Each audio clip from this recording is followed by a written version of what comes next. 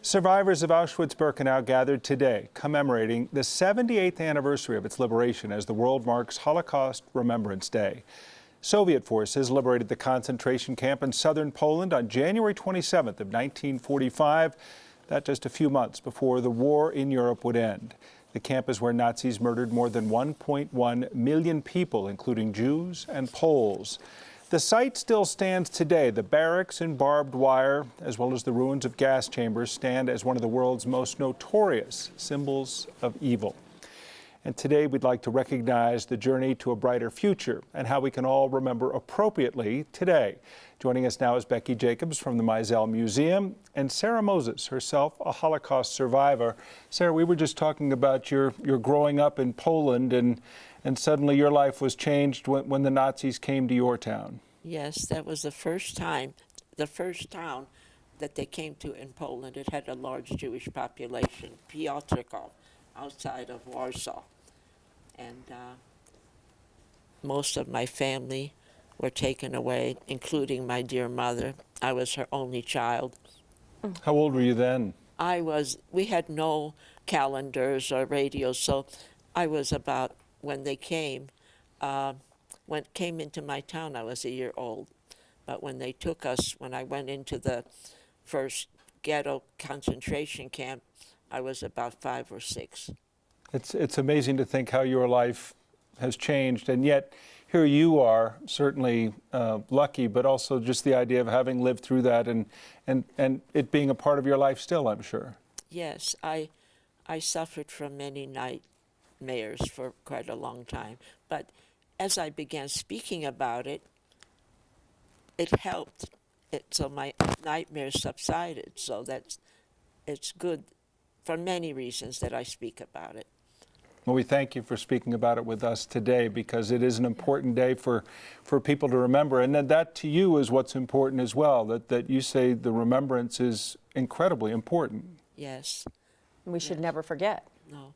I say sometimes if we forget our past and if we don't acknowledge it, forget our past, we are more likely to repeat it. So I speak about it, and I'm very grateful that I can do that for something very important to prevent some evil, to prevent it from happening again. Becci, it's so important to have people like Sara. And the Mizel Museum, the importance is what? Educating people and reaching people. Yes. Of all walks of life. Absolutely. You know, our efforts at the Mizel Museum are really to provide Holocaust education. We've been doing that for more than 30 years, and International Holocaust Remembrance Day is another important opportunity when we can promote Holocaust education, to bring stories of survival like Sara's to our communities is our biggest privilege. It's such an honor to be able to work with survivors like Sara and to learn from their experiences, to learn about the atrocities of the Holocaust and to learn about the impact of anti-Semitism and racism still today. And it's very prevalent today, sadly. Yes, yes. Unfortunately, in Colorado and across the nation, we continue to see rising acts of anti-Semitism and racism and hate, and we absolutely have so much that we can learn from these incredible stories of our survivors. Sara, I have to ask you, does it surprise you, the rise in anti-Semitism? Yeah. I mean, did you think there was a path that was getting better? I'm not going to make it easy. It's a yes and no. That's a good answer.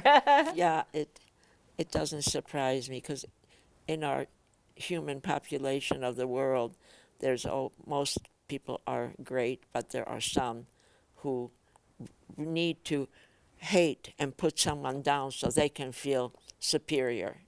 And so that still is today in some. And we even still hear of Holocaust deniers. That must hurt incredibly for you, for your family, for the people you knew and grew up with. Yes, they are. And I do what I can to do away with the deniers or to hopefully help them not to be deniers. So I would think that you have to have hope. Yes. Otherwise, how do you get up every morning?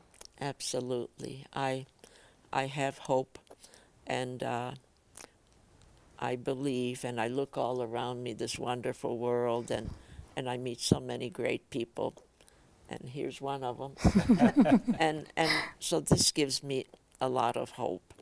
I don't think I could make it without hope. Yeah.